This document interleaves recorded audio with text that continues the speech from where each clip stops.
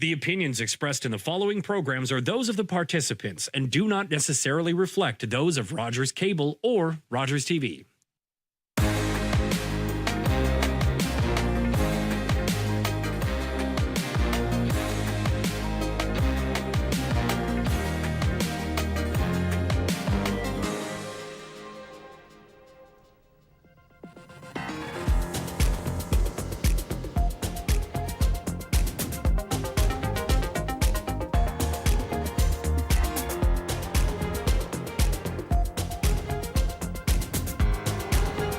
Good evening, everyone, and welcome to tonight's debate, hosted by the Greater Saskatoon Chamber of Commerce.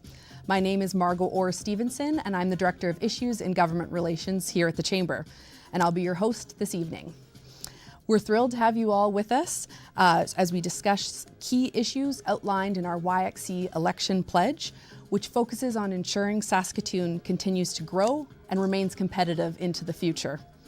Before we begin, I would like to acknowledge that we are gathered on First Nations Treaty 6 territory and the traditional homeland of the Métis Nation. For generations, Indigenous people were deliberately excluded from participating in our community and economy. As a chamber, we recognize this history and commit to advancing Indigenous economic reconciliation in our city and beyond. So I'm pleased to introduce tonight's moderators, two highly respected leaders in our business community and members of the Saskatoon Chamber. Joe Gill is the president of the Chamber and a partner at McKercher LLP and is Saskatchewan's leading technology and startup lawyer. And Christina Chernesky, a communications and media strategies expert and CEO of Christina Chernesky's Communications.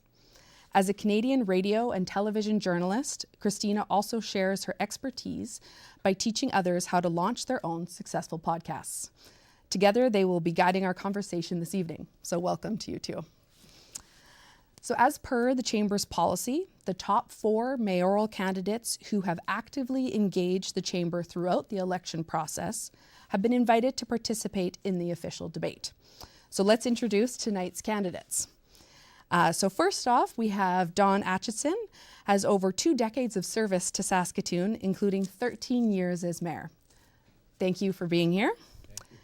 Cynthia Block is a former city councillor and news anchor with a history of involvement in various community boards and committees.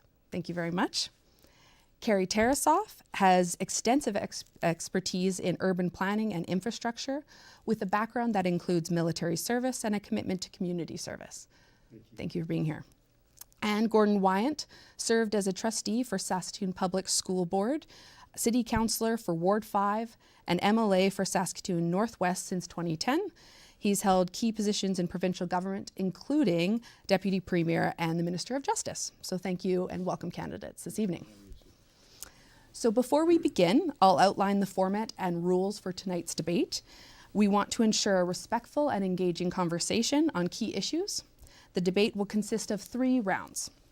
Round 1 will include issue-based questions from the moderators. The candidate receiving the question will have 1.5 minutes to respond, followed by 1-minute rebuttals from the candidates, and then a final 30-second response from the candidate who initially received the question. Round 2 will be the candidate-to-candidate question period, where the candidates will ask each other questions directly. The intended candidate will have 1.5 minutes to respond, followed by a 1-minute rebuttal from the questioner and a final 30-second response from the candidate. Round 3, which is our final round, candidates will be asked to provide their closing statements, summarizing key points and addressing the audience. We've asked them to include what they believe the key issues and priorities are as we head to the polls. So candidates will have 1.5 minutes for those closing statements. A bell will ring when the allotted speaking time is up for each question. So let's begin with round 1, and I'll turn it over to Joe for our first question. Thank you, Margot. Mr. Atchison, having been out of the mayor's seat for several years, you've had the opportunity to observe the city's direction from a different vantage point. From your perspective, what areas of Saskatoon's priorities have strayed from their core purpose, and are there any initiatives that you believe the city is currently pursuing that fall outside its scope of work? If elected, are there any specific initiatives or programs you would consider discontinuing to refocus the city's efforts? Mr. Atchison, you have a minute and a half to respond. Lot of question for a minute and a half. Well, first of all, I would say to you that the city of Saskatoon hasn't been looking after policing at all. Safety and security have been items that they have not been looking after. Homelessness is another one as well. Affordability in the city is another one that we haven't been looking after. And those are tremendously important to most residents in our community. We've been looking after wants, not needs as well. And I think that's unfortunate. So consequently, those are things that the city needs to adjust and needs to get back on track again. The other part that was exceedingly disappointing was when they took the garbage collection, took it off the mill rate, and then in fact said that the mill rate had only gone up 6% this past year, your taxes. But in fact, it was actually another 3 to 6% depending on the assessment of your home. Other things that the city has delved into, for example, are the drug injection site. I don't think that's the responsibility of the city of Saskatoon. That's a provincial government, federal government mandate, and we just don't have the wherewithal or the financial capabilities of looking after things like that. So those are some of the things that we're doing right now. Bus rapid transit is another one. I think that is on the wrong page as well. Now they changed the name to Link from Bus Rapid Transit. So those are the things that I see happening at this point in time. Candidates, you now have the opportunity to rebut Mr. Atchison's response. You could just indicate if you'd like to rebut. Yes, please, Ms. Block.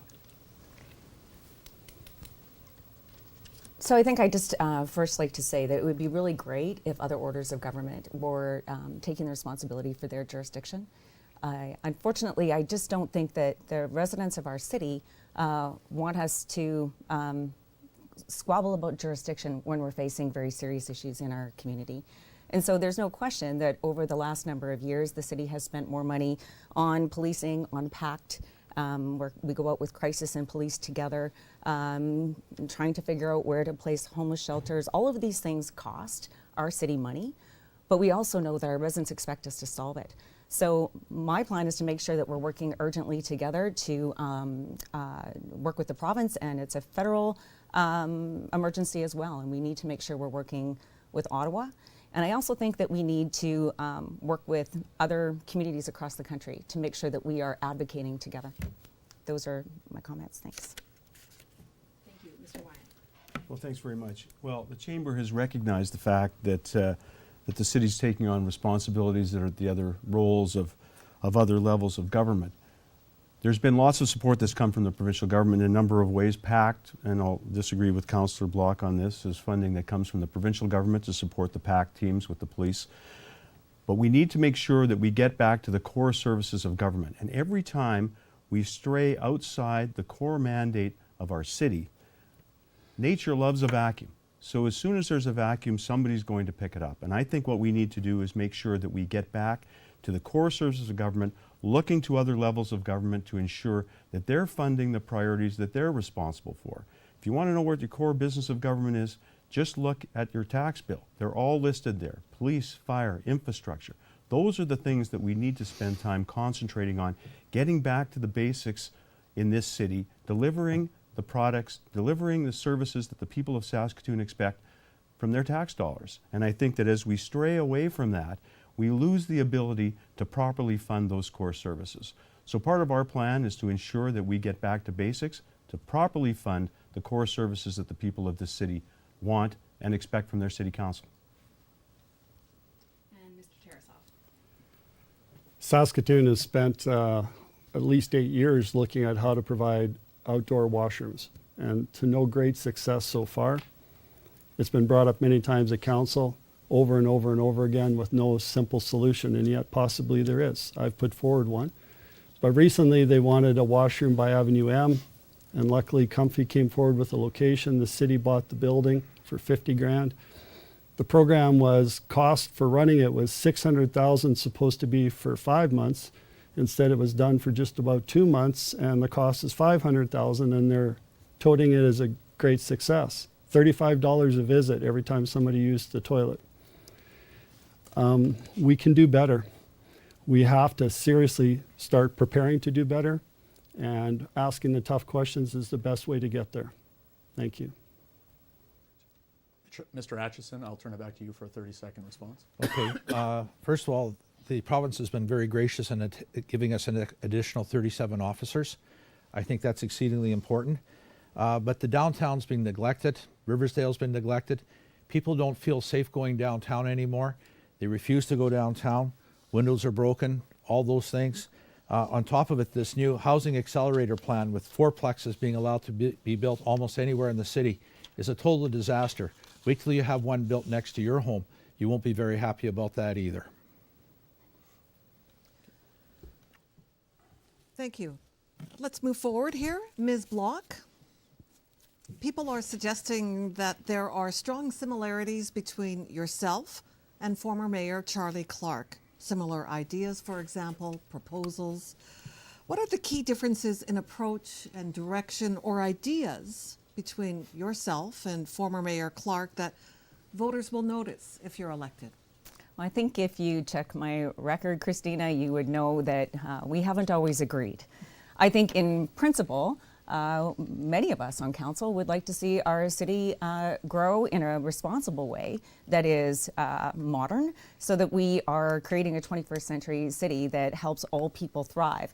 Yes, business is extremely important to making sure that foundation is strong, but we need to be able to move forward together so that everyone can succeed. And I think for me, that takes more than a 4-year election cycle. What I want to see in good leadership is that we are making good decisions for the residents today, but how are we making sure that they're good decisions for the long run? For example, if we decide to do something to lower property tax in the moment, and now it's going to cost us more later, or we're going to make our children and grandchildren pay for that at some point down the road, that just doesn't make any sense. So if that puts me in alignment with any of my colleagues on council, that's fine.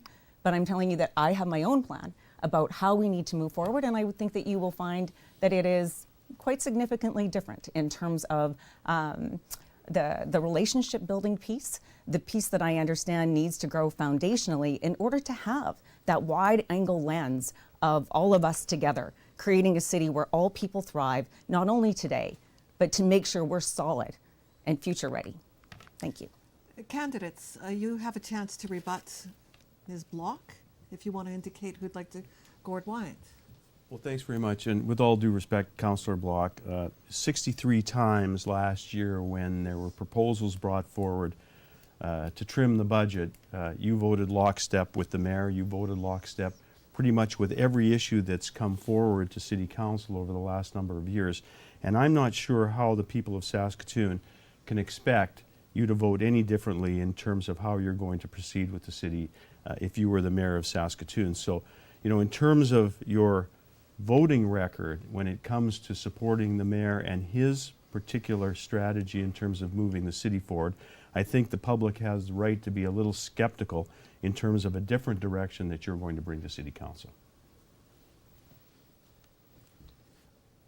Go ahead. Okay, thank you. I find it interesting because the Housing Accelerator Fund is one of the projects that they certainly voted together on. Bus Rapid Transit are linked together as well. The biggest one of all is the Rink Downtown, the deed program, the drug injection site on 20th Street, paying for garbage as a utility as opposed to being included in your property taxes, policing, giving direction to the Board of Police Commissioners about the way they should be policing as well. And last but not least, 424 housing units that were to be built in Rosewood that council voted down as well. And thank goodness that there was an appeal that had it overturned that said City Council was dead wrong in what they had done. These are things that they're in lockstep with. There are many more things, but unfortunately we haven't got time right now to discuss that. Thank you. And Mr. Tarasoff. Well, you say that you need more than a 4-year cycle, except that you've been a councillor for 8. So I don't know that that makes a big difference, but it obviously didn't. Your campaign information is pretty close to a carbon copy of a lot of Charlie's. Even some of the people giving references to Charlie are the same ones giving it to you. People working on his campaign or his office are now working for you. We need real difference. And when you say you're going to be a good leader and you're going to make different changes, you just voted through the housing accelerator. You didn't know what 15 meters of height looked like, and yet you voted to approve it anyway without ever finding that out, which will affect people's homes, their ability to gather solar energy, to have gardens. That isn't good leadership. That's following, and that's not the sign of a good leader. Ms. Block, you have 30 seconds to wrap up. I guess it's not lost on me that I am going to be the target of much of the criticism this evening because I am a member of City Council. But I think it's important to know that not everything that people are saying is true, and I would really encourage you to fact check. I will just say that Saskatoon is one of the best managed cities in Canada, according to the independent bond rating agency Standard & Poor's. And there are many reasons to be excited about our city. Mr. Tarasoff, your platform is very detail-oriented and focused on specific issues. While this level of attention is valuable, many believe that strong leadership also requires a broader 30,000-foot view to effectively tell the story of this city and attract both people and industries to set up in Saskatoon. How do you plan to expand your vision to provide this broader perspective, and what strategies might you use to enhance Saskatoon's appeal to new residents and businesses? Mr. Tarasoff, you have a minute and a half to respond. So my premise running is to show the detailed issues that I know are going on at the city currently. As a mayor, I have the flexibility and the ability to link with lots of other people to do a different type of a thing, which is promotion, to really promote. And while you don't know that I have been promoting our city over the years, I have for projects for 20 years. I've been part of trying to sell people to come to this city to do business. And I've had to deal with why they maybe don't want to be within the city jurisdiction and they want to be on the outside. So it's hard to keep trying to sell a positive thing when you keep running into development issues that are a negative thing. And if I can't show that I understand all the negative things, where the problems are, and possibly what the solutions are, I won't be much of a leader if I just give you some flowery speech all day with no content. And I'm not the kind of person to just give that. If I'm going to say something, you should know that I've done my homework and that I understand the issue at a lot more depth, and I'm ready to answer for that. And that's my purpose of being a leader. Thank you. Candidates, you now have the opportunity to rebut Mr. Tarasoff's response. Indicated. Mr. Atchison? The only thing I would say is it's nice to have all the details, what you believe the direction is going to be. But what's the overall plan for the next decade? Where's the city going to be heading for the next generation or two as well? Those are important questions that need to be answered. And I'd be interested to hear more on that particular end from at this time from Mr. Tarasoff. Thank you. Mr. Wyant? Yeah, this is about really having a vision for the city. It's one thing to know a lot of facts and figures in terms of some of the issues that are happening at City Hall, but it's another thing to have a vision in terms of where you want your city to go, in terms of how you want it to succeed and how you want it to be successful, not just for us, but more importantly for our children and our grandchildren. So I think presenting a firm vision of where you want the city to go is the most important thing. And I think having facts and figures and all the information in front of you is important, but without a vision, the information isn't very important. Ms. Block? I think a vision is absolutely foundational to being the leader of this city. And my plan is smart growth, a modern public transportation system, using technology and innovation, and also working directly with our community to make sure that we are moving things forward for all people. I think we know that we are living in a transformational time, and I'm actually very excited about the opportunities that we are creating by making sure that people can move around safely, making sure that we are minding the basics for infrastructure, ensuring that our city has what other global cities have.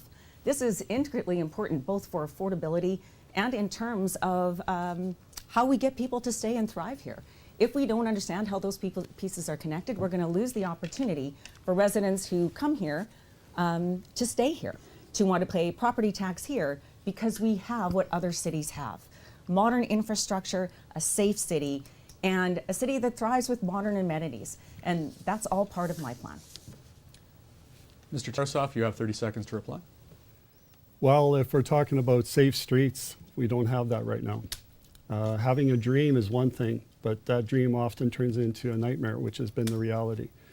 I'm looking at solutions that are long-term for rail, solutions for communities like Montgomery to be able to get in and out 24 hours a day, solutions to fix the problems that I know exist with the BRT so we get a functioning bus service. I have them, I've presented them, and I'll defend them. And that will be my job as a mayor.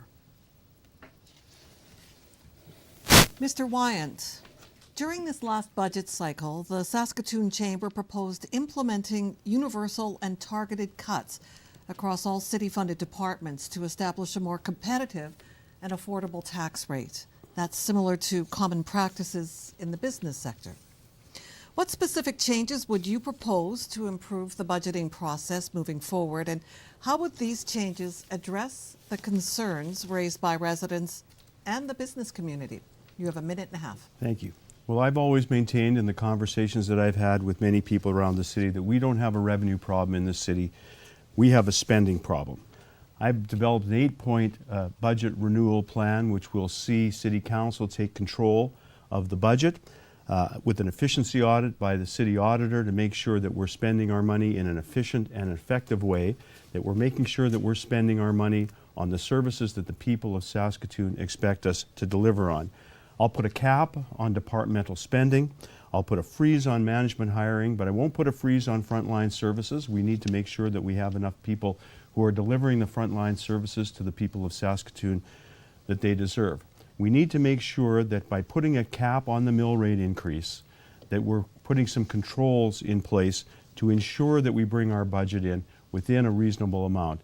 As former Mayor Atchison has mentioned, we're looking at a burden on the taxpayer up to 12% last year, and a further 6% in the budget that's already been approved by council. And those kinds of tax increases are unsustainable. We need to get back to basics. We need to do efficiency audits within each of our departments and stop doing the things that aren't within the lane that our council is supposed to be operating in. I think there's some significant opportunities to find those efficiencies, which we can then divert those funds to funding the core services that the people of Saskatoon want, like police and like fire and infrastructure, etc.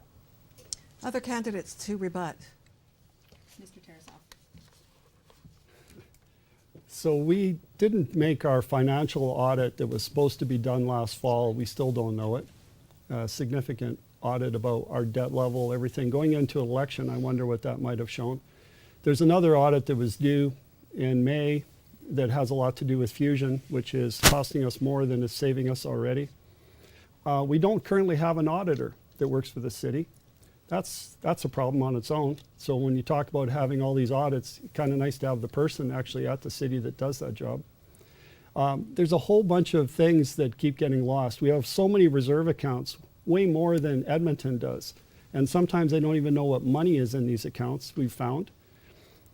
They just throw money in a pocket and forget why it's there. And yet when it comes time to gather stuff, they don't take it from there. They take it from your tax bill. And that's the problem with what's going on. Ms. Block. Yeah, with all due respect, Saskatoon has a balanced budget as it is required by law, and we actually had a $10 million surplus last year. Unlike the province, that is now nearing nearly $20 billion in debt. That isn't good leadership, in my view. I think we've been working really hard to shave down the additional costs. With a fire truck that cost $800,000 in 2020 and now costs $1.5 million, we clearly have some work to do. To be clear, we have an auditor. We have a AAA credit rating. We have high liquidity, low debt, and we are told by the C.D. Howe Institute that we are among the best places in Canada to invest. We are business friendly, and we are doing our jobs. And I think if you check the facts, you'll find that we have many reasons to be excited about how we are moving forward, even as we deal with some inflationary pressures that we need to do in the days ahead for sure. Thanks. And Mr. Atchison. Well, it's interesting to hear all these comments right now. I believe the city needs to get to a 4-year cycle. The council is accountable for that 4-year period of time. On top of that, we need to get to a 0% increase for next year. And it's like any other household. If you don't have the funds, you just can't go out and spend it. And that's what we need to do. We need to have a hiring freeze except for police services. We hear about how wonderful the city's managed, but by the same token, why did the superintendent of pensions put the city of Saskatoon on watch? Because they weren't dealing with the pension plans for some of the retirees, and we couldn't even get people from the city to go to the pension meetings. This is totally unacceptable. Talk about poor management. There's a prime example how our former employees have been tossed to the wayside. I'm also interested to hear about the 8-point solution that Mr. Wyant has for us too. We'll get a final response from Mr. Wyant. Well, first of all, the city had deferred some debt so they could get a balanced budget in the last year. As far as the province is concerned, I always hear this comment with respect to the provincial debt. The province borrows money to build infrastructure. They borrow money to build schools. They borrow money to build schools in Saskatoon, to build a hospital in Saskatoon, to do road work in Saskatoon, to build bridges in Saskatoon. And without the contribution of the province of Saskatchewan from a debt perspective, we wouldn't have half the amenities that we have in this city. Gordie Howe Bowl, Shakespeare on the Saskatchewan, all these things. Mr. Atchison, the face of Saskatoon has changed dramatically in recent years, with our business community now represented by a diverse group of people from various ethnicities, backgrounds, and beliefs. In your view, what is the city's role in ensuring that all residents, regardless of their background, are fully included and supported in our local economy? And what specific steps would you take as mayor to promote inclusivity and equal opportunity for all members of our community? Mr. Atchison, you have a minute and a half to reply. Well, first of all, the Cultural Diversity Committee is absolutely wonderful. Before it was called the Race Relations Committee, and I thought that was just a terrible name. Cultural diversity is absolutely what our community was striving for at that time when I was the mayor, and we're getting more of that. We have continually have more people moving in to be with us on an ongoing basis. Ward meetings are exceedingly important as well. When I was the mayor previously, we went to every ward all the time, once a year to each ward to see what people wanted. But what we need to include now is we actually need to include the business community and having a special meeting with them where all businesses can come to see what's going on. All the newcomers that we've had to our community, they love our city. They want to be here. But there are so many challenges, getting permits. Just the other day I met with a business group. That fellow had $30 million that he's selling properties to vacate the city of Saskatoon because the city is uncooperative in being able to work with them. That's not what we need. That's a bad message to send to the rest of the world. We need to be what's called business friendly, as we used to vote on in Saskatoon, and that means being friendly to business. On top of that, we have to deal with the families that have moved here as well. We need to let them know that the entire city is for them to be involved in, just not one area of the city. And affordability is exceedingly important as well. People today need to be able to have good, clean, safe homes to live in. They need to be able to have the food and shelter available to them. In a lot of cases, I'm sorry, thank you. Candidates, you now have the opportunity to rebut Mr. Atchison's response. Mr. Wyant. Well, this is all about collaboration. It's all around conversations with different groups in our community. Having community conversations with business groups that represent certain of our newcomer communities is critical to ensuring that we have a good financial, economic base in this city. 80% of the businesses in the Saskatoon are small businesses, and most of them, well, not all of them, but a great portion of them are run by new Canadians. So we need to have a mechanism where we get their direct input. Certainly more involvement in organizations like the Chamber, the NSBA, other business groups are important, but reaching out directly to the organizations that they've established within their own communities is vitally important to understand what their needs are, to understand what their concerns are, so that City Council can sit down and develop a concentrated, integrated plan to help support those businesses and those individuals that are coming to the city. Ms. Block. So I think it's extremely important that we learn that it's not good enough to say the door is open, but that we actually help people walk through. And the city has actually been actively working on that, and I've been actively working on that with Indigenous leadership and elders, with the ethnocultural community, and directly with the People's Bridge advocacy. I think that we have an enormous opportunity in the city as we see a record 11 urban reserves in our city. How can we work together on land development? How can we teach and learn together? And in the first 100 days as mayor, I intend to call a facilitated wider business group session so that we can figure out our goals and strategies going forward together, where they're measurable and we can hold each other accountable. And as part of this, I think it matters that we are inclusive of newcomer community and Indigenous representation, and making sure that we are moving forward together as a community with a strong business platform. Mr. Tarasoff. Well, just this last week, people were talking to me. They've moved to Canada, they've moved to Saskatoon, and we don't provide them the type of services that they would like to see. I grew up with fastball, baseball, hockey. They grew up with soccer, cricket, rugby.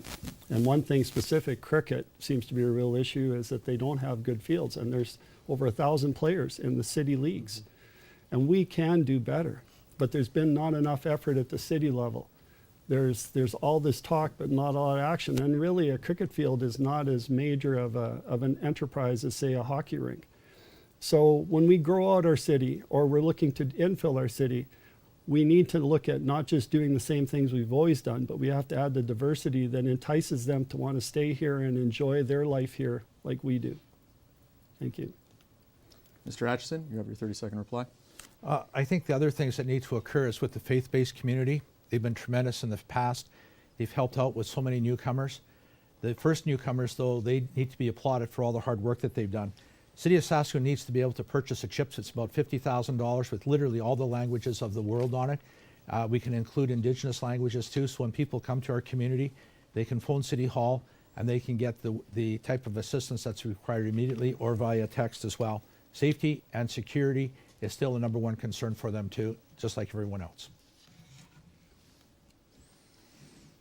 Ms. Block, we've heard from a number of businesses that feel excluded from meaningful consultation on important city projects and decisions. Many business owners feel they're seen more as obstacles rather than partners in Saskatoon's development. And this sentiment has created frustration within the business community. What will you do to shift the tone at City Hall to one that actively engages business owners as valuable partners, ensuring their input is considered? A minute and a half. Actually, thank you for the question. And I guess lift off from what I said previously. Within the first 100 days as mayor, I commit to a roundtable with business, a combined business group that is inclusive of newcomers and Indigenous representation. And let's work together to make sure that we are teaching and learning and setting clear goals so that we know what we can expect from one another over the next 4 years and hold each other accountable. I also think that tone matters. And as mayor, I pledge to make sure that we are taking every opportunity to promote our city and to remind residents that businesses that form the foundation of our community, they are partners, not problems.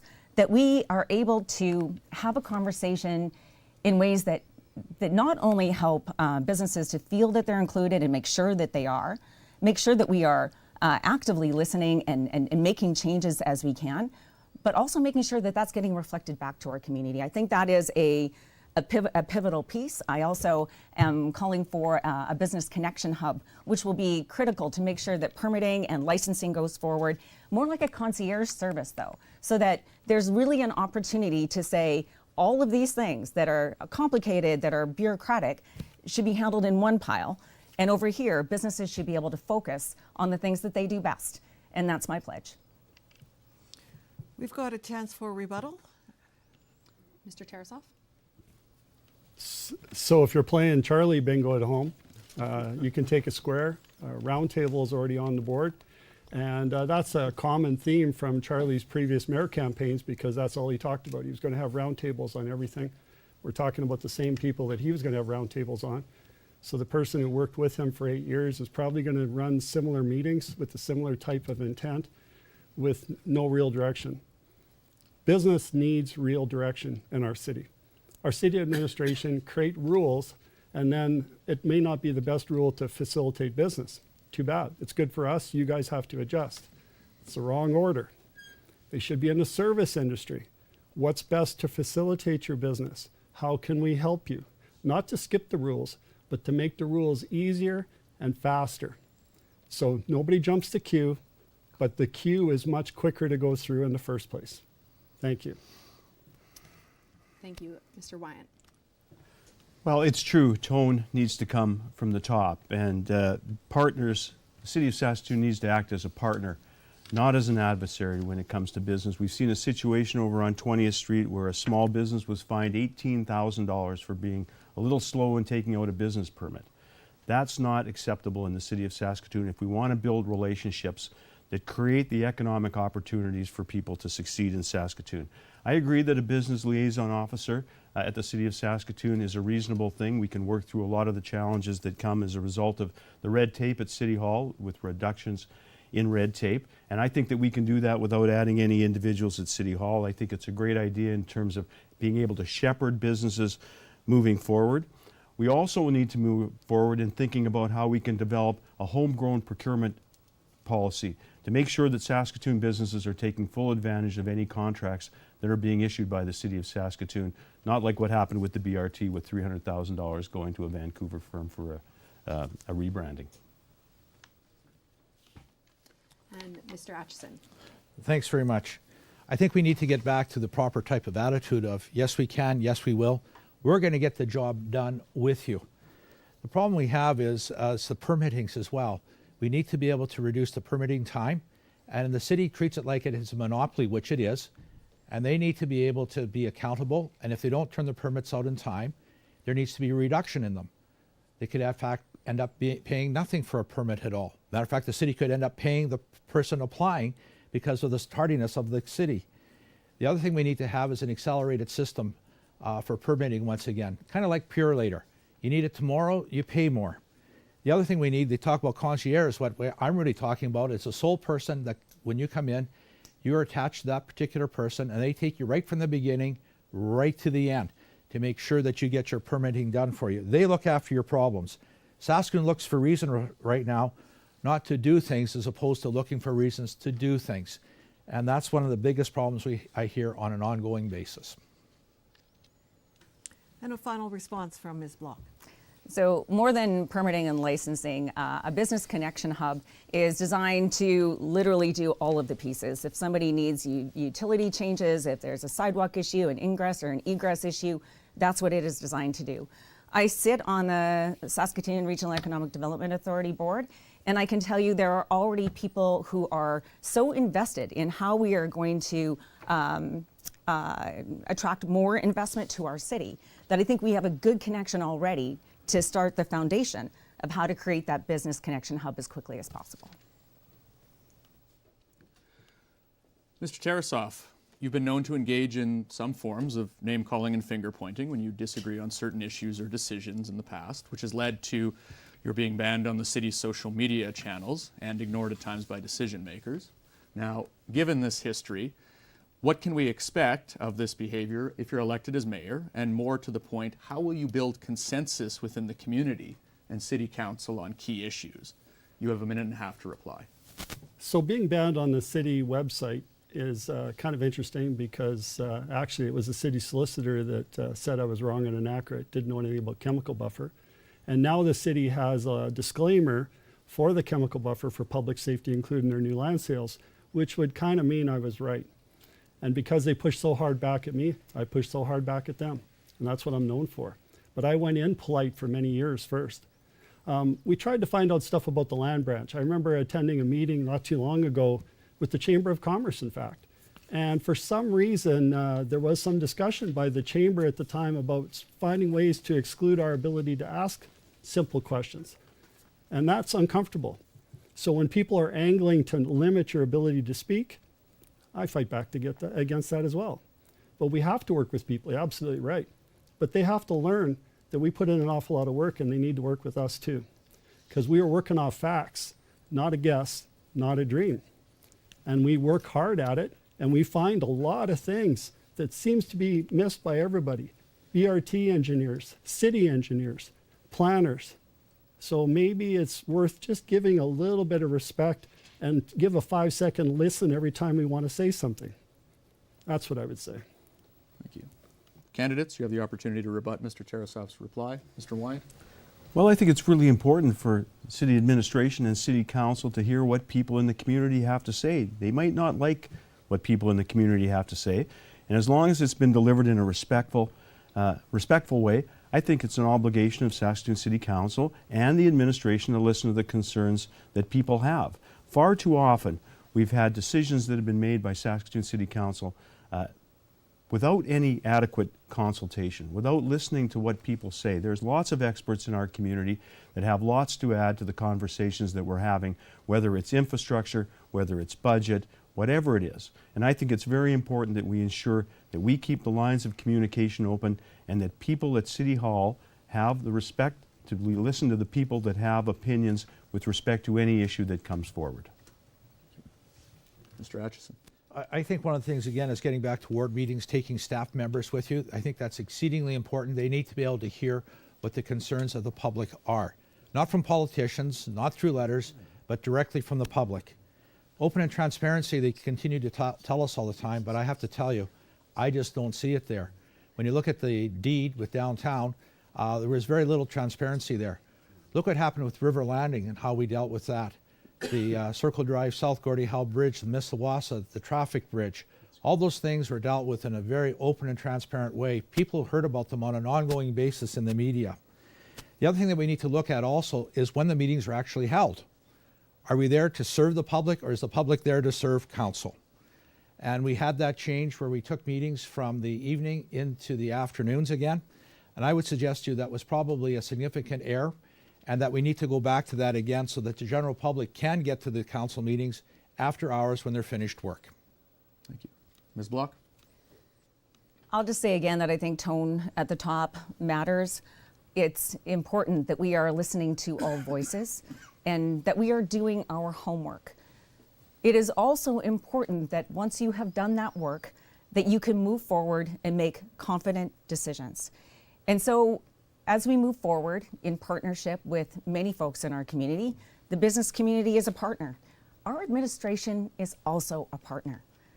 Absolutely to be questioned often. But we have some very significant talent at the City of Saskatoon as well. And I think tone matters. And as your mayor, I will defend partnerships with the business community. I will defend partnerships with the people who are working for the City of Saskatoon, many of whom work tirelessly on our behalf. Tone matters. Thanks. Mr. Tarasoff, your 30-second reply. Tone always matters. First, you go in, you listen to some very well-prepared information, you decide if it seems factual. If it does, you carry on. If it doesn't seem factual, because of your technical background, you ask simple questions. If they blow you off and don't give you those answers, you might ask a little bit harder, maybe a little more technically aggressive. And if they don't do that, well, then obviously they're not really wanting to talk about a technical environment that you're knowledgeable in, do they? Mr. Wyant, Saskatoon's budget faces increasing pressure, and many residents are concerned about rising taxes and the prioritization of spending on wants over needs. Can you specifically define what you consider a want versus a need in the context of the city's budgeting process? And how will you ensure that the budget prioritizes essential services while avoiding further tax increases? And you have a minute and a half. Thank you. Well, it's clear to me that there are a number of key core services that the government is required, that the municipality is required to deliver. And I mentioned this before. They're all listed on your tax bill, and they start with policing as the most important deliverable from the municipality, fire, infrastructure, snow removal, those things. They're all listed there. I think what we need to do is refocus our attention on those core services, making sure that we're providing the right level of service to service the needs of the people of Saskatoon. They expect their tax dollars to go to the services that they pay for. We've seen a decline in policing in this city. We've seen a decline in the ability to protect ourselves in terms of the fire department. We're borrowing money for snow removal in this city. We have a $250 million deficit in road maintenance in the city of Saskatoon. These are the things that we need to be spending time on. These are the needs of the city of Saskatoon. Once we can get control over those needs and we make sure that we're providing the right services, then we can start thinking about the other things that the city of Saskatoon may want. But for instance, having a deficiency in our police service is creating significant challenges on the streets of Saskatoon. We've seen businesses on 2nd Avenue locking their doors. We've seen a decline in the safety factor in downtown Saskatoon, broken windows on 2nd Avenue. These are the kinds of things that people want our city to concentrate on, making sure that our city is safe, and we do that through intelligent spending and smart spending, and that starts with the budget. Candidates, a chance to rebut here. Well, I can certainly go. On the need side, it's really about policing. It's about fire. It's about water. It's wastewater. The rates continue to go up all the time. And the question is, they're planning for a new water treatment plant at this time. But is it really going to be needed? There's new technology that's available that we can certainly deal with, and partnerships as well. Transportation as well is a critical one. The other thing that seniors with the sidewalks, poor sidewalks in our community need to be looked after on an ongoing basis. The garbage has now become a utility, which one would never believe could occur. Wants a rink, wants a library. Poor guidance on behalf of the city of Saskatoon when it came to the library board. The city, we just heard, it supposedly has the expertise in these fields. The library has been sold, and if it's not completed in time, they'll end up renting it back from the purchaser. That's not good leadership at this time. Thank you. And Ms. Block. It would not be a hard thing to have a 0% property and tax increase. The question is, what is the true cost? And that is what your city council has spent, I don't even know how many dozens of hours last year trying to sort through the minutia of every piece of the budget, trying to cut the costs as much as we can. And I'll continue to do that. What I don't want to see compromised, and what I haven't really heard from anyone else here tonight, is what are you actually willing to cut? Because we are now on best practices for road rehabilitation and sidewalk repair and underground infrastructure. We are replacing lead pipes. We are doing the basic infrastructure pieces that our residents expect of us. And I don't want to see any of that go backward. We need to move forward as a city, absolutely focus on the basics, but also understand what the cost is if we kick the can down the road where it becomes more expensive, or we put it on our kids and our grandkids. And Mr. Tarasoff. Well, it's been 8 years for Councillor Block, and they haven't really come up with any idea how to deal with rail. So all of you that deal with rail regularly, I've been working an awful lot on that, and that's what needs to be thought. Not to be spent on right away, but we have to come up with a reasonable plan. And those things just don't seem to come. We're talking about getting a whole bunch of AROs for downtown. That's going to make things better. Except AROs are very limited capability. We need full constables on the ground, people who can make arrests, work all shift hours to increase our street safety. So what would I cut? Well, I'm paying money right now for civic people to be working on the deed, to be working on the TIF financing plan. And it's supposed to be up on a shelf if you've seen that before, and yet it's not. Things on a shelf aren't getting spent on. So there's money coming out of your tax bill that's going towards this right now that shouldn't. That's a quick cut. And Mr. Wyant, back to you for your 30 seconds. Well, the city shouldn't be spending money on free EV charging. The city shouldn't be spending money on free obedience classes at our off-leash parks. Those are just two things. And when we drill down into the budget, we're going to find a lot of things where we have lots of virtue signaling going on in this city, things that the city of Saskatoon shouldn't be responsible for using your tax dollars to pay for. And when we get down into the budget, when we do the efficiency audits that we want to do from a practical perspective and a deliverable perspective, we're going to find significant amounts of money that we can rededicate to the core services of this government. Mr. Atchison, you've proposed creating small temporary homes using mixed plastic waste for families, veterans, and individuals facing challenges like mental illness and addiction. How do you plan to address their unique needs to ensure this housing solution is effective? And what support services will you call upon from the province to enlist alongside these temporary homes to promote their long-term stability and ultimately their integration into the community? You have a minute and a half. Well, first of all, there's different areas of homelessness. There's mental illness, there's drug addiction, and brain injury. As a matter of fact, in Ontario, 50% of the people on the street have brain injury. The other category is the families, single parents with children, seniors, and then you have our military veterans and those who fell upon hard time. They went to work today, and their business was closed, and they have no place to go. Those are things. They're two different categories that need to be dealt with. The city needs to focus more on emergency type shelters to start with. That's what we need to do, and we can get those done in a relatively quick period of time. If you look down in other communities now, they're building what are called tiny homes that can be built, that can be used very, very quickly. Some people say that you can't use plastic in that, but it's interesting. Home Depot and BASF have come on board with that particular fellow that is making these units, or will make the units as well. They can be made out of sea cans. There's lots of different ways that they can deal with this particular issue. But the question is having the will to do it. Wasting money in other areas and benefiting those who are in desperate need is what the city needs to do. Winter's coming, and we need to look after them. So that is basically what we're going to do in that particular area at this time. Thank you.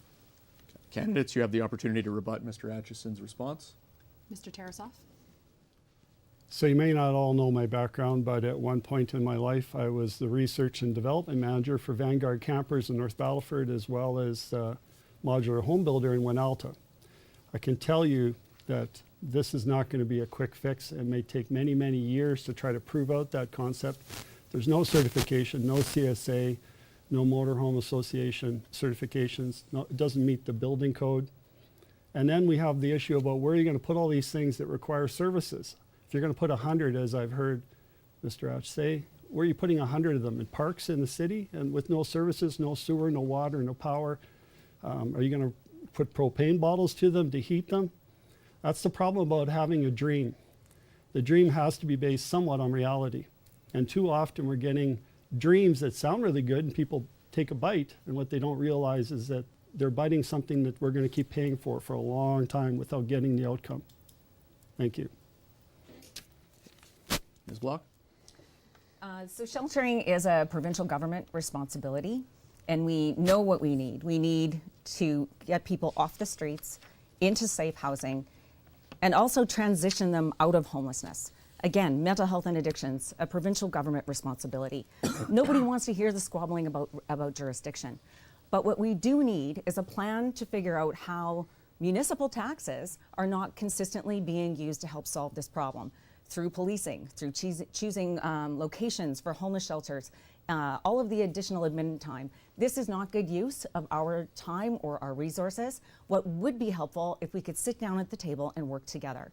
It's why I'm calling for a task force on homelessness, not to study it, but to make sure that we are coordinated with a clear plan to advocate to both the province and to Ottawa, and to ensure that we are able to deploy those resources on the ground as quickly as possible in the places and ways that we know our community needs them the most. Mr. Wyant? Well, I'd remind Councillor Block that we have one of the best revenue sharing programs in the country between the province and our municipalities. $14 million more that came from the province last year in municipal revenue sharing. And our municipal police grant, which funds currently 53 sworn officers in the city of Saskatoon, and another 37 which has just been announced more recently. So to suggest the city of Saskatoon isn't getting the support from the province of Saskatchewan is wrong. There's lots of support that comes from the province of Saskatchewan with respect to supporting policing, with respect to supporting a lot of the challenges that are happening on the streets of Saskatoon. Certainly, this is a multi-jurisdictional problem that needs to be resolved by everybody sitting down around the table. And I think the province of Saskatchewan has taken a strong position on this. The province had provided enough funding for this downtown shelter over a year ago, and it was only shortly before the end of September that the city finally decided on a location for that downtown shelter without any consultation with the community. Mr. Atchison, you have your 30-second reply. Thank you. Well, first of all, we heard of 8 years of nothing that's been going on already, except for the Fairhaven shelter. The feds have offered funding just recently that will come up. It's interesting. I talk about a solution. I don't hear anyone else talking about solutions. 10,000 units we need to build of affordable, attainable housing over the next 10 years. And everyone can complain, but no one seems to have any answers. I match with action. And that's what we're going to do. We're going to solve this particular issue as best we can with the feds and the province. Ms. Block, the new Central Library project is well underway, but it's faced significant public criticism throughout its planning process. If you could turn back time, what do you believe should have been done differently to address public concerns and ensure greater community support for the project? A minute and a half, please. So my recollection is that that project came up shortly after I was elected in 2016, and it was an election issue in 2020. That there's shovels in the ground, and I'm not sure that it does our community a lot of help to talk about something that's already out of the gate. In terms of process, of course, we can always learn from process. I think a lot of people don't know that the library has its own jurisdiction under the Cities Act. They are just not allowed to carry a mortgage. And so they come to the city and ask for money after they had, millions of dollars saved up and said, here's our plan. We had many, many hours in council to go through their plan to see if it worked. And over time, it made sense to us that we would lend them the $67 million that they needed in order to get that mortgage. And they're keeping that within that budget despite the inflationary pressures that we are facing. I think this is an important city building project. For whatever anybody else thinks about it, this is good for business. It's why the Downtown Business Improvement District came to City Council to support it, because they know that that helps to improve vibrancy, attracts residential and more commercial growth. In terms of process going forward, I think that maybe this is just a lesson learned for many things at the city, that regardless if we are doing a good job or not doing a good job, we need to communicate that effectively. And I hope that's something that I can bring to the mayor's office. More intentional communication with community to make sure that we're all involved and included in the process. Mr. Wyant, for your response. Well, I mean, it's a $138 million lesson learned. I think it's important to talk about this project because when Saskatoon City Council approved the loan, I don't think they did very much diligence on this project at all. It simply came to council, they asked for the loan, and it was given. There's many alternatives. There was options available for a different downtown library, assuming that we needed a new library to begin with. The old Star Phoenix building was a fan of mine, and I thought that that would be a great location for a new downtown library that could have been done for a much lower amount of money, which would allow money to be freed up to advance some more work to be done in neighborhood libraries. And that's where citizens go, that's where seniors go, that's where children go to access library services. Oftentimes you'll see more police cars in front of the downtown library than you'll see patrons using that library. That's caused safety issues for people within the library, and now they've taken a strike vote. So I don't think City Council did very much due diligence on this project at all. And while it might have been a library project, there needs to be due diligence given the value of the loan that was guaranteed. Now to Mr. Tarasoff. So we were the ones that identified that the library board had in fact bought a gas station site without an environmental assessment report. Took a lot of freedom of information requests because I think that's an important point to make. And when we came back all the way through it, it turns out the land branch bought the land for the library, and they said that they informed them of the situation and that the library board still proceeded to spend taxpayer money on unproven land. Should never have happened. If you can't look backwards and see how bad a failure that was for the land branch to just go ahead and spend taxpayer money on unproven land, that on itself is a failure. And if you won't look back, you're going to do it again. We have to stop. And the library was supposed to come forward either today, tomorrow, or the next day, actually with their final budget and drawings. And so far we haven't seen them. I wonder what that means. Thank you. Now to Mr. Atchison. Well, if I was on council, I wouldn't want to talk about that project right now either, because there's been so many problems with it. In 2020, during that election, I suggested that it needed to be put on pause, that there needed to be a new business plan for it. But the story gets actually worse, because what happens now, if the library is not completed on time, the library will rent their own building back. Does that make any sense to you? Safety and security is another significant problem that we're having down there. And the question is, how will it be handled in the future? And then the next part of this question is, what about if the building itself doesn't come in on budget and there's a shortfall and they come back to council and say, we don't have enough money so we can't complete it? What happens then? The scenario keeps on getting worse all the time. It doesn't get better. And sometimes one needs to cut their losses when they can. Thank you. And back to Ms. Block for your 30-second response. We spent a lot of time talking about the cost of this project and not the cost of not doing this project. We are a growing city, and when you examine the research that has been done on cities across Canada and in North America, this is a good thing for our city. This is a facility for all people that attracts residential and commercial development. An important note, Saskatoon land is not funded by property tax. I support this project as a city building initiative. Mr. Tarasoff, you've been vocal in your stance that the Downtown Entertainment District, or DEED, is not a priority for Saskatoon's economic development, and you've raised concerns about its costs and its relevance. Given your position, what is your plan for addressing Saskatoon's aging facilities, and how do you propose to keep Saskatoon competitive and attractive for major events and economic growth without this project? You have a minute and a half to reply. Well, Edmonton has a brand new arena and Taylor Swift isn't going there. That gives you an idea. You can spend all the money in the world and have a huge population. Doesn't mean you're always going to get everything. Saskatoon has a good arena now. They have some transportation issues in it, and they have some other logistical issues within the building. But I can tell you that it is being currently looked at by a number of people to solve those in a much simpler way than was ever contemplated before. So that's the first thing. The second thing is Teacup downtown. We need convention space downtown.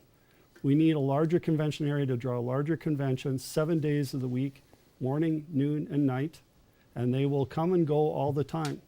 People that are at Burton Shoes, they can sell shoes to people that are at conventions a lot easier than somebody going out on an evening to a concert.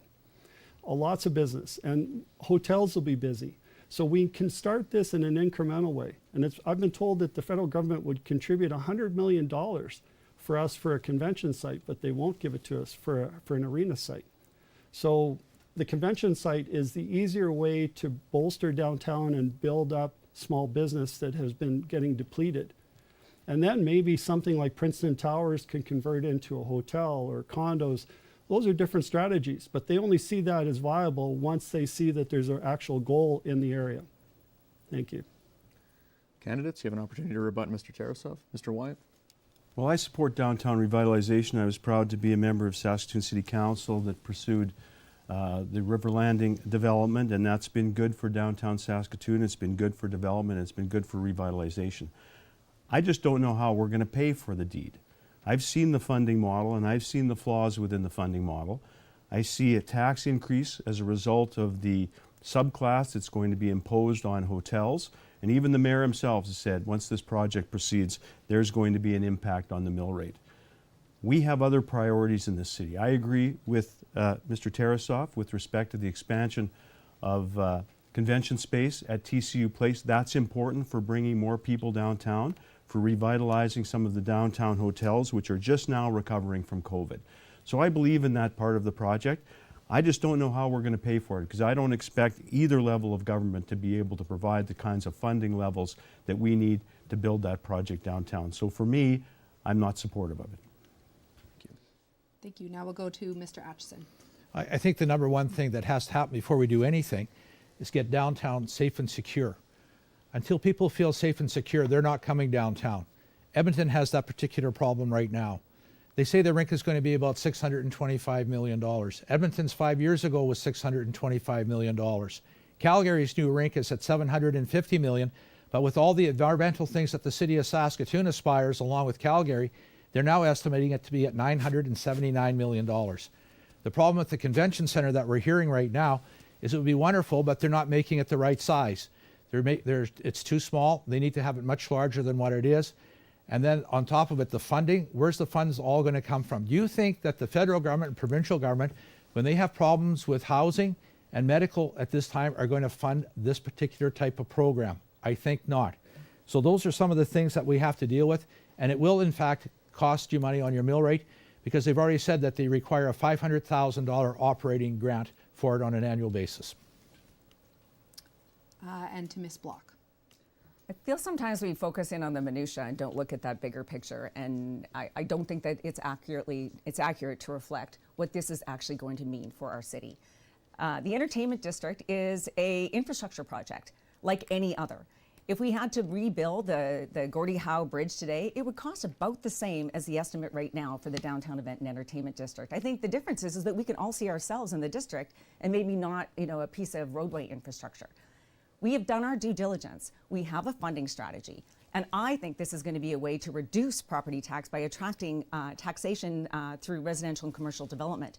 But for now, nothing is moving forward with the deed. And I will say again, if there's 1 penny of property tax money that is used to move SaskTel Centre from the north end to downtown, I will not support it. There's no need. We have a private partner, and we have every reason to believe that this will help to improve transformational change, add to the tax base, and be a place where our children and grandchildren want to stay. Mr. Tarasoff, your 30-second reply. Well, for years we've been paying civic employees to be part of this team. So that's come off your tax bill because we pay them. So the consultants might be a different issue, but when we pay our own people, our own engineers, they're not doing work for you as engineers, they're doing work for the deed. And the deed isn't shelf ready. They're currently working on engineering things and the TIF financing. So it's not up on a shelf like we hear. It's supposed to be getting ready to go. But is it?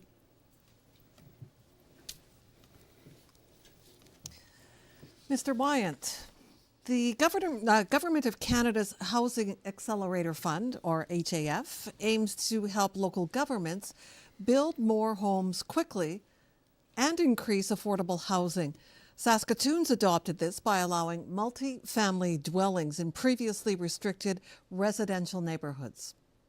What are your thoughts on this approach, and if you had been mayor during this decision-making process, how would you have ensured it addresses housing challenges while promoting upward growth and avoiding costs of urban sprawl?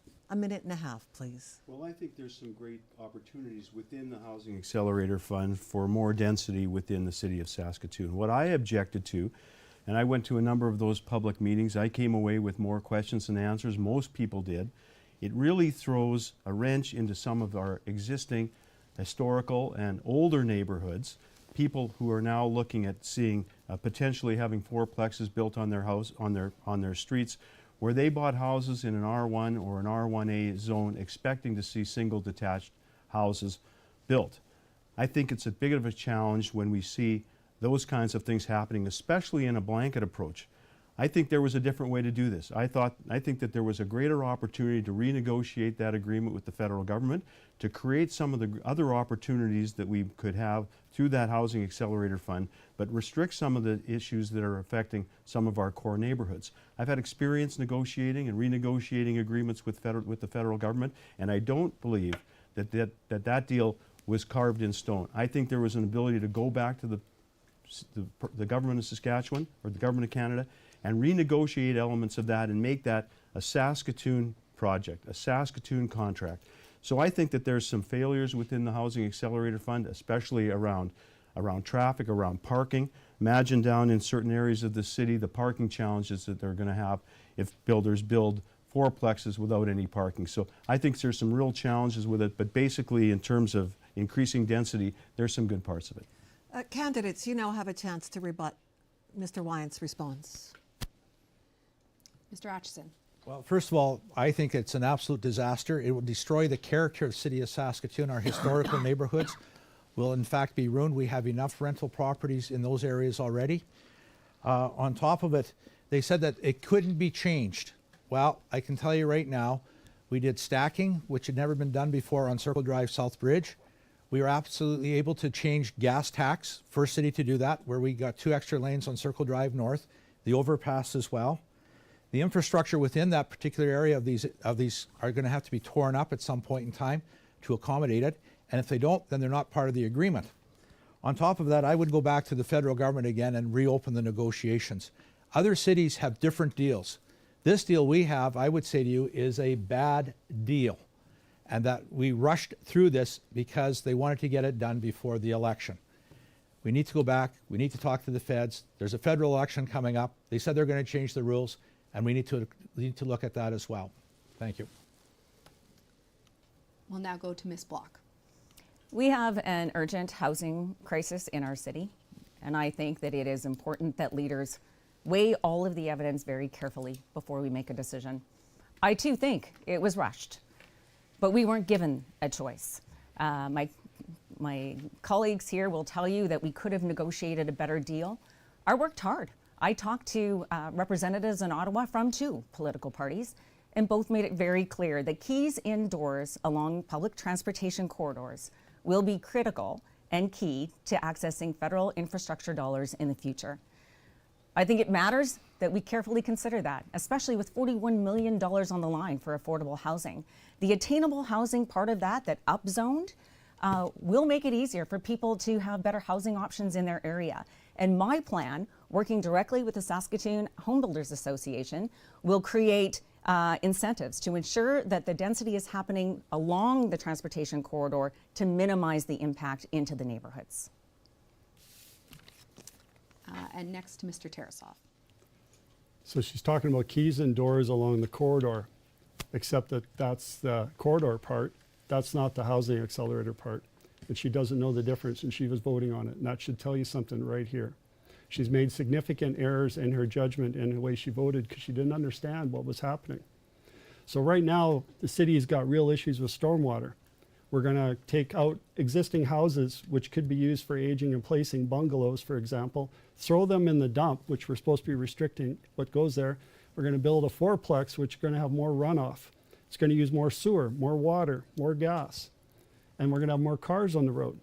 There's no planning whatsoever. I've been fighting to see any of the engineering drawings that might have backed any of this up. They don't seem to exist. And that's a real worry, especially when council jumps so far ahead. Again, it was something that Mayor Clark wanted. She voted in line. So I guess that's what we get. And if she goes in place of Charlie, I think we'll get the same.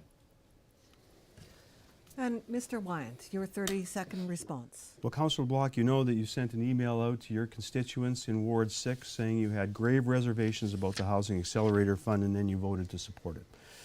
There's no guarantee that the City of Saskatoon is going to get the $41 million. If you believe the polls, there'll be a new federal government in Ottawa next year who have a different housing plan that's not based on rezoning of the city. So I doubt very much that we're going to get $41 million from the federal government in terms of continuing this program. And in any event, they do have their own housing program, which doesn't allow rezoning of the city. Thank you very much. That concludes round 1 of tonight's debate. We will now move on to round 2 of the debate. This segment will feature the candidates asking each other direct questions and that they have come prepared to do so. Each candidate will have 1.5 minutes to respond, followed by a 1-minute rebuttal from the questioner and a final 30-second response from the candidate. Each candidate has the opportunity to ask 2 questions this evening. So in alphabetical order, let's start with Mr. Atchison with his first question. Go ahead, Mr. Atchison. Thank you. My question is to candidate Block. In the West End, families have faced rising crime, safety risks for their children, and drug needles in parks, and declining home values, all due to an overcrowded homeless shelter, inadequate building. When given the chance to hear directly from you, and you were accountable for the recent mayoralty debate in their neighborhood, you didn't show up. So the question is, what was more important than showing up for the people of the West End at that evening? Or how would you justify your decision not to address them in person to hear what their concerns were? Ms. Block, you have 1.5 minutes to respond to Mr. Atchison. So my decision was to actually go directly to the residents and directly to the businesses. I've spent many hours in Fairhaven, knocking directly around the shelter, near the shelter. Many residents I've had the opportunity to listen to learn from, and to try to figure out a better way forward. I've also gone to Confederation Mall. I've visited with the people that run those businesses. I'm reaching out and I'm trying to have conversations that are proactive and that can actually yield change. So we stuck with that plan, and I'll defend that. But I think it's important to know that your city did not have anything to to do with the location of the Fairhaven shelter. We didn't create it. We didn't change any zoning. We can't shut it down. What we do need, though, is our community with us, which is why I'm calling for residents and businesses at the table for our task force, where we are advocating together. We know that we have homeless shelters throughout the city that don't cause the same kind of social disruption that the current one does. And that has nothing to do with the service provider, because it was the same way when those same rules applied at the Lighthouse downtown. What we've learned, I think, is that we need to work with the province to figure out how to lower the numbers and to find manageable ways to make sure that communities are safe, that homeless people are safe, and that we are constantly working to get people into safe housing. Thank you, Mr. Atchison. You have 1 minute to rebut Ms. Block. Well, I just can't believe that someone that wants to be the mayor of Saskatoon wouldn't show up to talk to the residents in the area that have grave concerns about their safety and security. And the other part was also to address the Transit Village report, where the City Council has endorsed that the malls in Confederation Park, Circle Mall, and University won't be there anymore. And they say, well, we didn't do any of that. That's not what we did. Well, then why is it endorsed? And if it's not part of the endorsement, take the pages out. Say it's not. There is no other plan for the city right now. That's it. Nothing else. And so we talk about showing up. As a leader, you better show up for whatever is happening. It doesn't matter if you like it or not. You got to show up and sometimes face the music. And that didn't happen. And I can tell you the residents in the west end of the city are exceedingly disappointed that they didn't get their opportunity to hear from a candidate that night. Ms. Block, you have the final 30 seconds. I get a rebuttal on this? You have a Okay. chance for your final response, yes. Okay, thank you. I appreciate that. Just to be very clear, the city has all sorts of renderings and plans and visions that it does all of the time.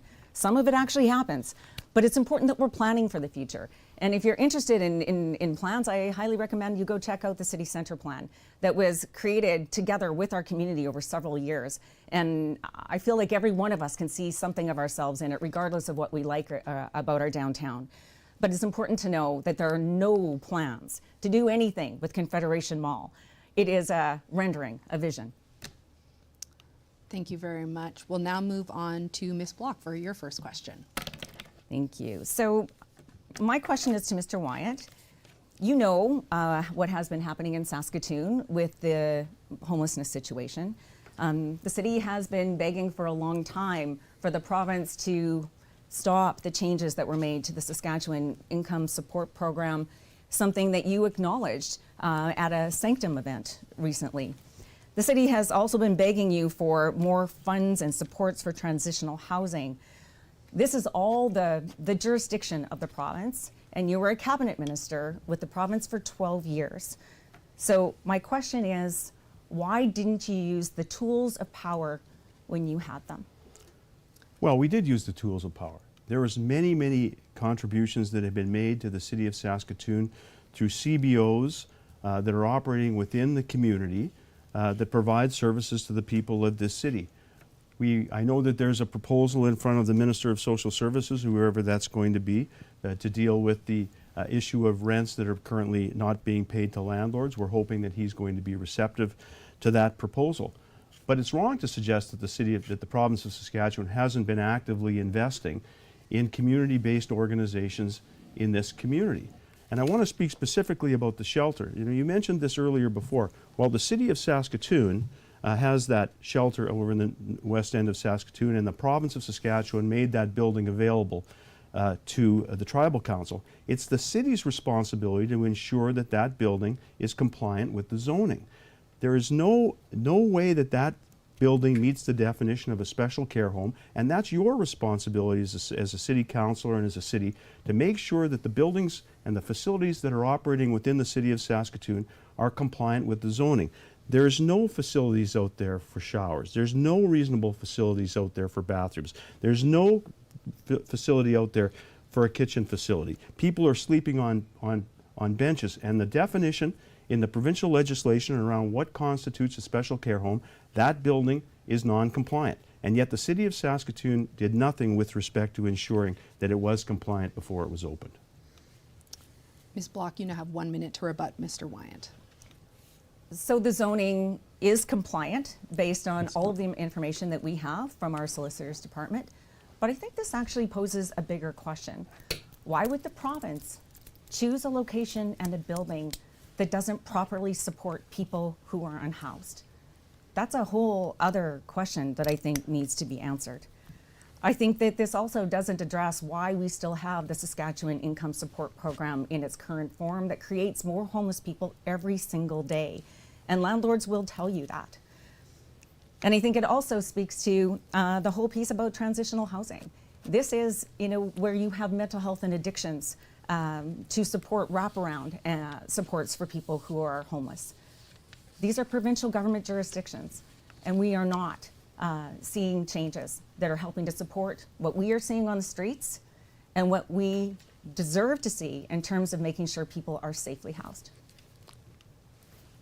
And back to Mr. Wyant for a 30 seconds response. Well, we certainly hope that the province of Saskatchewan will react to the report that's sitting on the desk of the new minister with respect to amendments to the housing, with the income support program. But I want to emphasize, this building is not zoning compliant. Not only is it not zoning compliant, but the City of Saskatoon did nothing with respect to consultation with the neighborhood. Certainly the province made the building available to the tribal council, but no consultation. And when there was challenges that ended up in the community, we heard crickets from City Council with respect to proper safety plan in that area. Thank you very much. We'll now move on to Mr. Tarasoff for your first question. Questions for Cynthia. The KPMG report on the tax incremental financing for the deed explicitly said that it would, in fact, create property tax implications for the entire city. Did you understand that as co-chair before you voted to continue further with this program? The funding strategy that is before our city today is fully funded without property tax. It's a long horizon plan. I mean, if we started tomorrow and every tiny bit of money came in, we would very likely see this start maybe 6-7 years from now. And we have a long way to go before we're going to get there. Tax incremental financing means that you take a section of your around where the entertainment district is, and you continue to collect property tax, but it's the lift that you otherwise would not have gained is the theory that around that area you get more housing, more commercial development, and as you increase the tax base on there, you return that money into the deed so that we can pay for it. I mean, it's part of a holistic strategy. Part of it is contributions from other orders of government.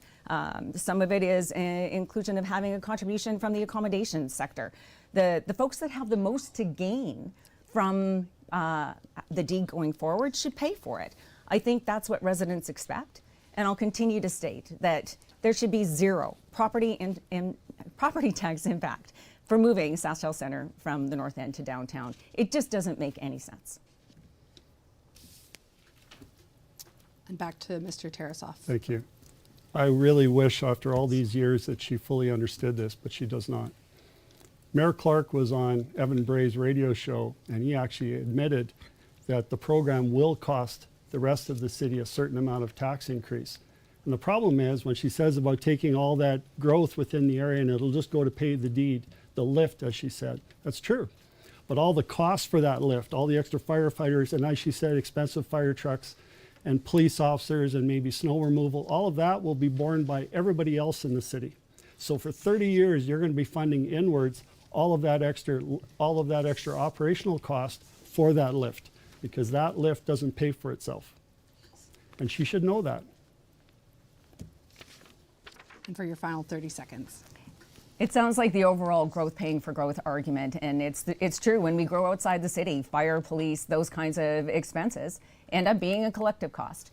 I think when we look at this in its totality and we think about creating a city where people want to stay, where they want to invest, where we have what other modern cities have, we need to invest. And will that be a property tax impact in the long run? Probably for those kinds of services, but just think of the investment we will get on the other end. Right now, we're only talking about the investment in the deed. Finally, we'll move to Mr. Wyant for his question.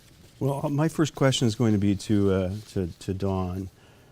Dawn, I took some time to read your website and your campaign promises. You said at our first forum that you were going to slash administrative staff at City Hall by 50% and a 0% tax rate in year one of the new council. Notwithstanding, council has already set a 6% tax increase for next year.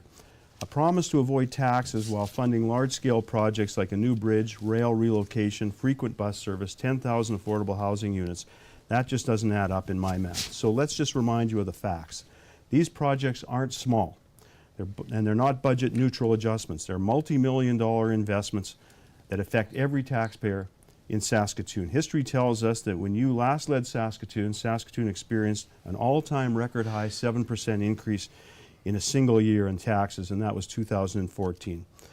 I believe in strengthening Saskatoon's future with a common sense approach to fiscal responsibility, keeping spending within our means, and focused on our core services that people expect from the City of Saskatoon. This means delivering practical solutions that meet our needs now without passing the burden to the future.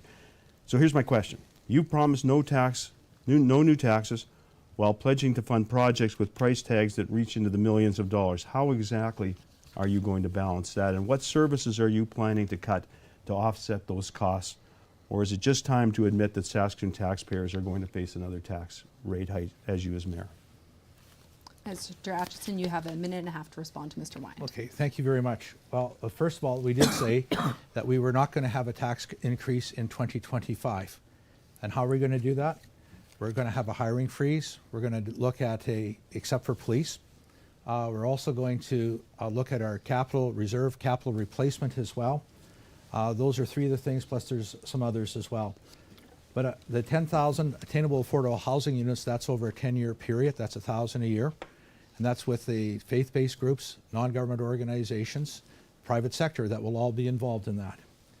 And I'm really sorry that Gordon doesn't appreciate Circle Drive South, doesn't appreciate the Gordie Howe Bowl, the Mistawassa Bridge, the traffic bridge, River Landing, all those wonderful projects, additional police officers on the street, the 25th Street extension, the widening of Circle Drive North, the overpass on College, were all parts that occurred. And I'm sorry to hear that he thinks that those things were disappointing with tax increases that did occur when I was the mayor. We're going to continue to look at ways on how we can partner along with different projects, and we're going to continue to do that. That's what mayors do, reaching out to other organizations to get projects done. That means working well with the federal government, the provincial government, and talking about what needs to be done in the city and the needs of our community. That's how we're going to deal with it. Thank you very much. Mr. Wyant, you have 1 minute to rebut Mr. Atchison. Well, I appreciate all the projects that have been completed in the City of Saskatoon. That's what makes this city the city that it is. Certainly contributions from the provincial government, contributions from the federal government on all our major infrastructure. I was the Minister of Sask Builds and Procurement that secured the money for Gordie Howe Bowl, that secured the money for Shakespeare on Saskatchewan, and a number of other projects that were built here in the City of Saskatoon. So to suggest that I don't appreciate the work that's been done by Saskatoon City Council over those many years is ridiculous. I was on City Council when we moved forward, and Don, you were there too, when we moved forward with the significant investments that were made in South Downtown. Those projects are all good projects, but you've said you wanted a 0% tax increase, and you're going to slash the administrative staff by 50%. And I don't understand how you can accomplish those things, how you can accomplish a new bridge and rail relocation without a significant impact on the mill rate. That's my question. Well, at the end of the day, what transpires is those projects are projects for the future. They're not for now. The city is in poor financial condition as opposed to what you heard. When you have to borrow $20 million for snow removal, you got a problem there. When you have to go and have the superintendent of pensions put you on watch because you weren't fulfilling your obligations, you got concerns again. And so at the end of the day, when you talk about these things, these are plans for the future. They're not getting started tomorrow because there are no funds for tomorrow. Thank you very much, candidates. Unfortunately, for the sake of time, we are going to skip our second question for each candidate and move right into round number 3. So this is the final round of today's debate. We will now move into closing statements. Each candidate has 2 minutes to summarize their key points and address our audience. We have also asked the candidates to include what they believe to be the most pressing issue as facing our city as we head to the polls. So again, alphabetically, we will start with Mr. Atchison. Mr. Atchison, you have 2 minutes. Thank you. As this crossroads for Saskatoon, we need only ideas that are proven, but steady leadership. Thomas Sowell wisely said, "There are no solutions, there are only trade-offs." This truth has guided me in making choices and truly serve our city well. Balancing our needs with wants, feasibility, ensuring that every dollar spent translates into real benefit for our people. And what that means is no to the arena downtown. I've dedicated my career to knowing the city inside and out, facing challenges head on and working with others to make Saskatoon safer, more affordable, and vibrant. Leadership isn't about promises, it's about trust. The trust that when tough decisions come, they're made and stability, respect, and results are in mind. That means showing up for the events. With the upcoming election, we're poised to welcome 6 to 8 new councillors, an exciting shift towards fresh and perspectives, ideas. But let's be real. This also means a steep learning curve that could hinder the effectiveness of our new council. Our city's in a crisis, and we need to be ready on day one. Your choice couldn't be more clear. A continuation of the past 8 years, inexperience in the mayor's chair, or a seasoned leader. I'm asking for your support to once again work on behalf of the city of Saskatoon. Together, let's protect what we value, revitalize our neighborhoods, and build the Saskatoon we all envision. On November 13th, vote Dawn Atchison. Together, let's ensure Saskatoon is in a place where families feel safe, businesses can thrive, and where every person has the opportunity to succeed. Let's return common sense to City Hall. It's long overdue, and it's time that we get there. Let's remember our priorities: police, fire, snow removal, water, wastewater. Those are all things that we all aspire for and the city needs to do. So bringing common sense back to City Hall is my prime objective, and please vote Dawn Atchison on November the 13th. Thank you. Thank you, Mr. Atchison. Now on to Ms. Block. Saskatoon is the fastest growing city in Canada, both by population and economic growth. We are the economic engine of the province. We have so many things to look forward to, but those pieces are also putting pressure on us. And like all cities, we are facing some challenges. I think it's very important that the mayor's office is very focused on those urgent matters of our time: homelessness, community safety, affordability, and making sure we're actually squarely focused on the basics, because it's inclusive of all of those things. We actually live in a city where the faces of community are changing, and we need to change with them. My vision is that I'm inviting you in. We need to invite others in as well. As these faces change, we get this opportunity as a thriving prairie city to be the city that actually includes others, that we share in the success of our city.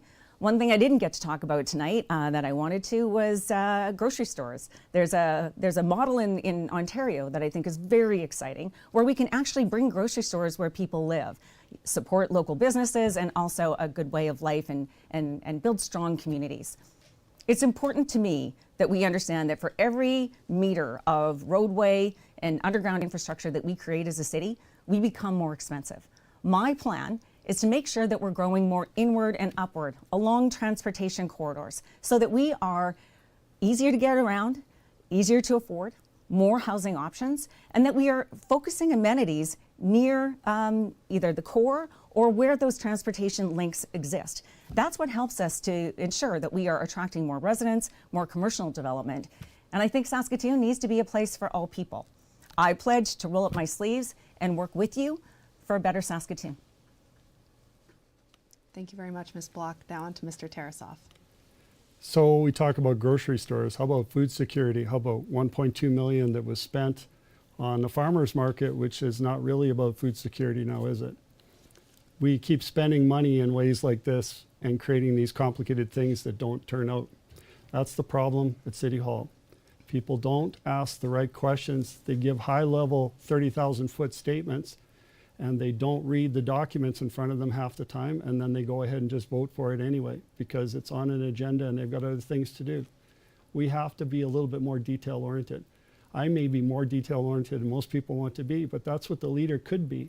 The leader can pick through all the details and try to wean out what needs to be really focused on. So, because councillors who don't have as much time will look to somebody and say, well, what did you find?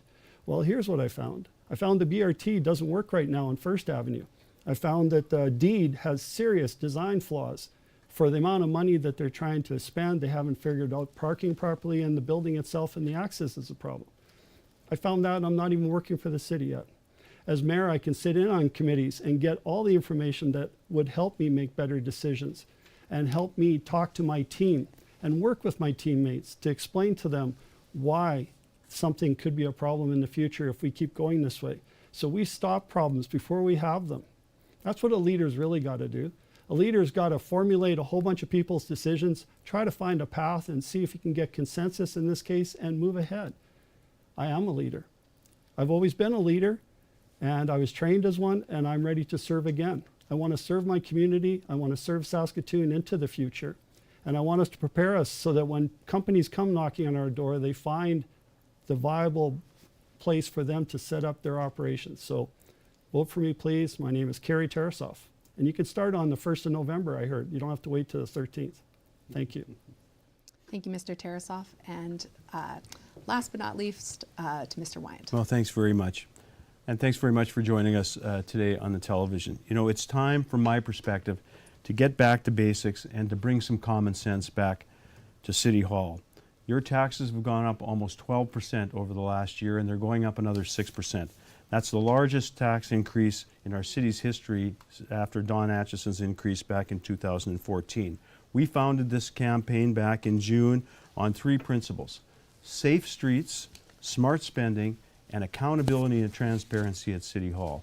We know that our streets aren't safe. We know that there's challenges in downtown Saskatoon when businesses are locking their doors, when people aren't feeling safe coming into the downtown. The downtown is everybody's ward. It belongs to everybody, and everybody in the city of Saskatoon should feel safe. There's been a failure by Saskatoon City Council in terms of protecting our downtown and making it safe. The responsibility of Councillor Block, it's in her primary ward, and responsibility for the downtown. We've got some challenges in downtown Saskatoon. We need to refocus our spending. A plan to refocus how we budget is important in terms of ensuring that we're using the resources that we get from your tax dollars as efficiently and effectively as possible. And we need to be more transparent and accountable. We see many decisions that have been made by City Council over the last number of years that have been made behind closed doors, and then they go out and do the consultation afterwards. And there was no better example of that than the downtown shelter, where those decisions were already made before they even talked to the residents that were living down there, or the businesses, or the vulnerable communities that were part of that conversation. We need to get back to basics. We need to have someone in the mayor's chair that has experience. I have that experience. I have that experience not only locally, but provincially, and from my days as a lawyer. I bring all that experience together.